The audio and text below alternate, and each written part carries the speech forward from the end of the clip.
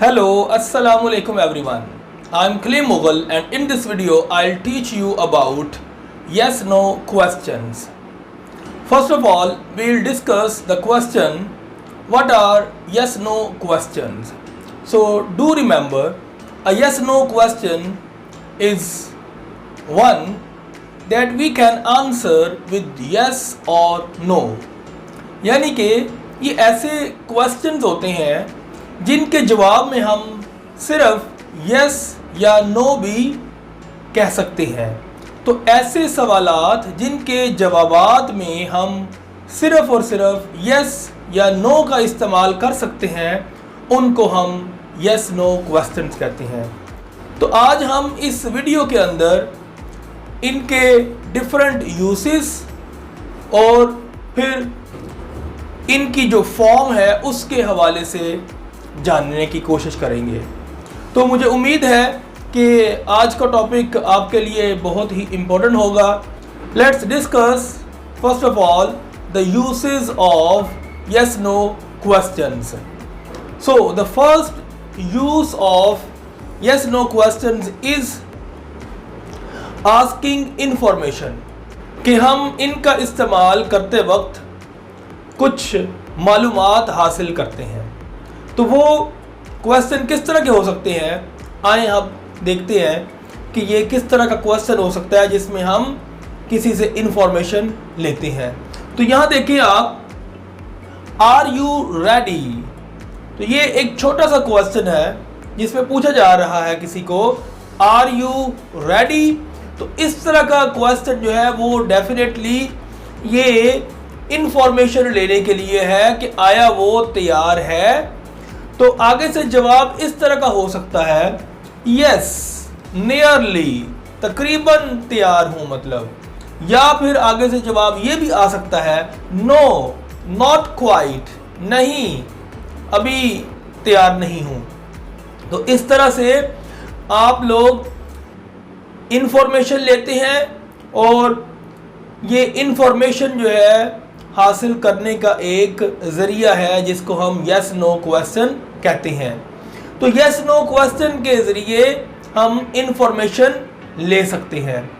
आगे बढ़ते हैं तो इनका एक और यूज़ जो कि हमें मेकिंग अ सजेशन के लिए मिलता है उसको देख लेते हैं कि हम किसी को एक तजवीज़ देने के लिए भी इस तरह का क्वेश्चन पूछते हैं। तो उसका इस्तेमाल किस तरह से होगा, उसका इस्तेमाल हम देखते हैं। For making a suggestion we can say shall we eat out tonight. तो यहाँ पर देखिए एक तजवीज़ है जो कि सवालिया अंदाज में है कि क्या आज रात हम बाहर खाना खाएंगे। तो इस तरह से पूछा सवाल जा रहा है मगर इस सवाल के ज़रिए असल में एक तजवीज़ दी जा रही है।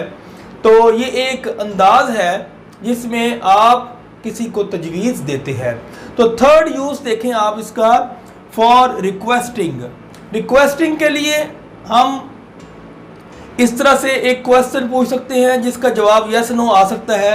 Can you pass this plate to him please. तो इस तरह से आप ये सवाल पूछते हैं जिसमें असल में दरख्वास्त हो रही होती है कि जैसे यहाँ पर इस प्लेट को पास करने के लिए, किसी दूसरे को देने के लिए या पकड़ाने के लिए, उसको पकड़ाने के लिए जो कि उसमें इन्वॉल्व हो रहा है शख्स जिसकी तरफ वो प्लेट भेजी जा रही है। तो ये दरख्वास्त की जा रही है कि क्या आप ये प्लेट उनको दे सकते हैं, बराए मेहरबानी प्लीज़ का वर्ड ऐड कर दिया साथ में। तो इस तरह के वर्ड्स में हम दरख्वास्त करते हैं, किसी से रिक्वेस्ट करते हैं। तो आगे देखते हैं एक और इसका इस्तेमाल जो है वो हम ऑफरिंग के लिए करते हैं कि जब आप किसी को कोई पेशकश कर रही हों, मसलन can I do something for you, कि क्या मैं आपके लिए कुछ कर सकता हूँ। ये एक तरह से एक ऑफ़र है जो आप किसी को दे रहे होते हैं। तो इस तरह के सवालात का भी जवाब हम यस या नो के साथ दे सकते हैं।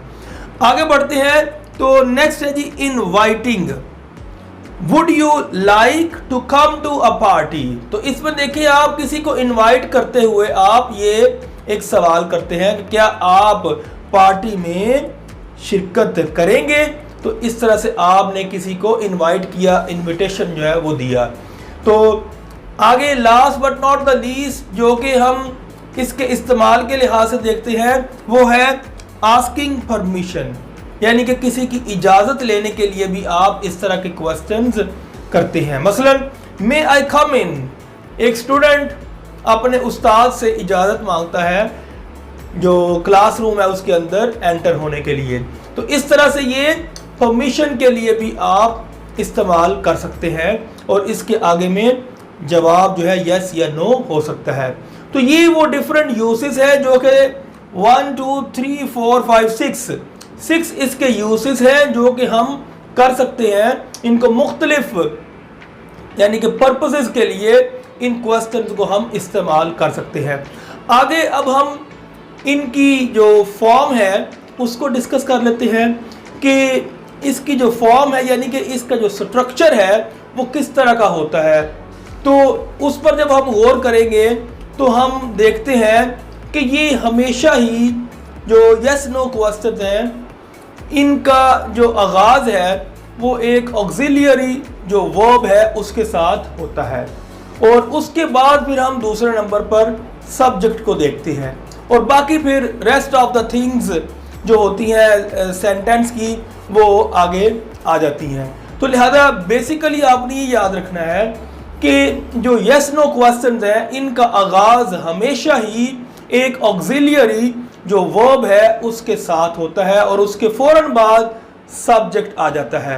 तो जैसे कि मैंने यहाँ पर लिखा हुआ है तो ये फॉर्म पर आप गौर कर लें, auxiliary verb plus subject plus rest of the things जो कि सेंटेंस के अंदर होती हैं वो आ जाती हैं। तो लिहाजा बेसिकली आपने ये दो चीज़ें याद रखनी है कि जो यस नो क्वेश्चन है इसके लिए आपको शुरू में एक ऑक्सिलियरी वर्ब जो है वो मिलना और उसका इस्तेमाल करना बहुत ज़रूरी है और उसके फ़ौरन बाद में आप सब्जेक्ट को लेकर आते हैं। और मैं आपको ये भी बताता चलूँ कि जो ऑक्सिलियरी वर्ब्स हैं वो कौन से होते हैं। तो याद रखें an auxiliary verb is a form of be, have, do और अ मॉडल वर्ब। तो ये ऑक्सिलियरी वर्ब्स होते हैं, यानी कि मैं आपको आसान करके बता दूं कि ऑक्सिलियरी वर्ब्स जो है वो असल में बी की जो डिफरेंट फॉर्म्स हैं वो होते हैं, फिर ये हैव की जो डिफरेंट फॉर्म्स हैं वो होते हैं, फिर ये डू की जो डिफरेंट फॉर्म्स हैं वो होते हैं और इसके साथ साथ जो मॉडल वर्ब्स हैं वो भी इनके अंदर इंक्लूड होते हैं। तो यहाँ पर मैं आपको बी की डिफरेंट फॉर्म्स बताता चलूँ। तो बी की डिफरेंट फॉर्म्स हैं am, are, is, was, were, being, been और आगे अब हम देखते हैं हैव की डिफरेंट फॉर्म्स। तो हैव की जो डिफरेंट फॉर्म है वो हैव इटसेल्फ, फिर हैज और फिर हैड। और आगे जब हम डू की जो फॉर्म्स देखते हैं जो कि ऑक्सिलियरी वर्ब में शामिल होती हैं वो डू, डज और डिड है, यानी कि ये डू और डज ये प्रेजेंट सिंपल टेंस के अंदर इस्तेमाल होते हैं और जो डिड है इसका हम पास्ट सिंपल के अंदर इस्तेमाल देखते हैं। फिर आगे हम मॉडल वर्ब्स हैं जो कि बेसिक हैं उनको देख लेते हैं कि वो कौन से हैं। तो इनमें हम can, could, will, would, shall, should, may, might और उसके बाद हम इसके साथ मस्ट इसका इस्तेमाल कर लेते हैं और ये कुछ मोस्ट इम्पॉर्टेंट जो है मॉडल वर्ब्स है ये भी ऑक्सिलियरी वर्ब्स के अंदर इंक्लूड होते हैं। तो इनकी मदद से हम इसका जो स्ट्रक्चर है वो कंप्लीट करते हैं। तो अब हम इनको देख लेते हैं। तो यहाँ पर देखें आप ये ऑक्सिलियरी वर्ब के नीचे ये वाले 3 वर्ड्स लिखे हुए हैं तो ये ऑक्सिलियरी वर्ब्स हैं। यहाँ पर सब्जेक्ट दिया गया है और आगे रेस्ट ऑफ द थिंग्स हैं जो कि सेंटेंस के अंदर होती हैं उनको दिया गया है। तो यहाँ पर देखें इज इट ड्रिजलिंग, क्या बारिश हो रही है, यानी कि हल्की हल्की फुहार पड़ रही है, ड्रिजलिंग जो हल्की फुल्की सी बारिश होती है। तो यहाँ पर इज जो है वो देखें ऑक्सिलियरी वर्ब है जो कि बी की एक फॉर्म है। आगे हैव की फॉर्म आ गई, have you got a phone. तो यहां पर देखिए आप, ये हैव की फॉर्म है जो कि ऑक्सिलियरी वर्ब के तौर पर इस्तेमाल हो रही है, और आगे ये सब्जेक्ट मिल रहा है। और आगे बढ़ते हैं तो ये मॉडल जो वर्ब है वो हमारे पास आ गया। तो मॉडल वर्ब का कैन यहां पर इस्तेमाल हो रहा है, कैन शी ड्राइव, कि क्या वो ड्राइव कर सकती है। तो इस तरह से आप देखें कि ये हमने ऑक्सिलियरी वर्ब देखे जो कि एक बी फॉर्म की एग्जांपल है, एक हैव की फॉर्म के साथ एग्जांपल है, और फिर मॉडल वर्ब्स की एक एग्जांपल है।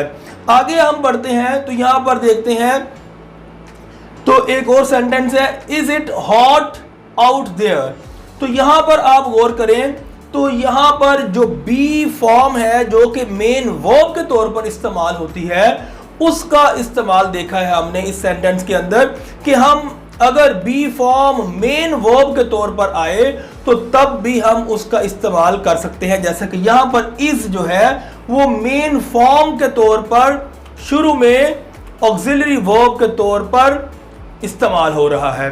तो यहां पर जो काबिल तवज्जो पॉइंट है याद रखने का वो यही है कि आम तौर पर ऑक्सिलियरी जो वर्ब है वो असल में असिस्ट करता है, हेल्प करता है मेन वर्ब की, मगर समटाइम्स हमें जो मेन वर्ब है वो इटसेल्फ ऑक्सिलियरी वर्ब के रूप में, के रोल में नजर आता है। जैसा कि इस सेंटेंस में है, is it hot out there.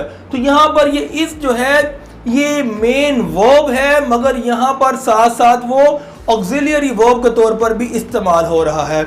आगे बढ़ते हैं, हैव यू बीन स्लीपिंग। तो इस सेंटेंस में गौर करें तो यहां से ये आपको एक पॉइंट पता चलेगा कि सम टाइम जब दो ऑक्सिलियरी वर्ब्स आ जाएं एक सेंटेंस के अंदर, तो उस वक्त आपने सिर्फ एक को शुरू में इस्तेमाल करना है, और वो जो पहले आता है उसको आपने शुरू में लेकर जाना है, और उसके बाद फिर आप सब्जेक्ट को लेकर आते हैं। जैसे यहां पर हैव और बीन ये दो ऑक्सिलियरी वर्ब्स हैं, तो हमने इनमें से एक को शुरू में लेकर जाना है, हैव को, और फिर सब्जेक्ट ले आए, और फिर दूसरा ऑक्सिलियरी वर्ब हमने इस्तेमाल किया, हैव यू बीन स्लीपिंग। तो आगे बढ़ते हैं, do you go to school. यहां पर हमने डू की फॉर्म देख ली जो कि हम प्रेजेंट सिंपल में इस्तेमाल करते हैं, तो डू भी एज एन ऑक्सिलियरी वर्ब इस्तेमाल होता है, do you go to school. और आगे डू की जो फॉर्म है डज, उसका इस्तेमाल देखते हैं हम, डज ही प्ले क्रिकेट। तो यहां पर आपने देखा डू और डज प्रेजेंट सिंपल में इस्तेमाल हो रहे हैं। और last but not the least जो डू की फॉर्म है डिड, ये पास्ट सिंपल टेंस के अंदर इस्तेमाल होती है, तो इसको भी हम यस नो क्वेश्चन के अंदर इंक्लूड करते हैं। Did you like the party. तो यहां आपने देखा कि हमने आज के इस लेसन में जो यस नो क्वेश्चंस हैं उनके जो डिफरेंट यूसेस हैं वो हमने जाने, और फिर हमने इनकी फॉर्म के मुतल्लिक जाना, और इसके साथ साथ हमने ऑक्सिलियरी जो वर्ब्स हैं उनको भी डिस्कस किया। तो मुझे उम्मीद है कि आपको ये important aspects related to yes no question याद रहेंगे। और until my next video, bye bye.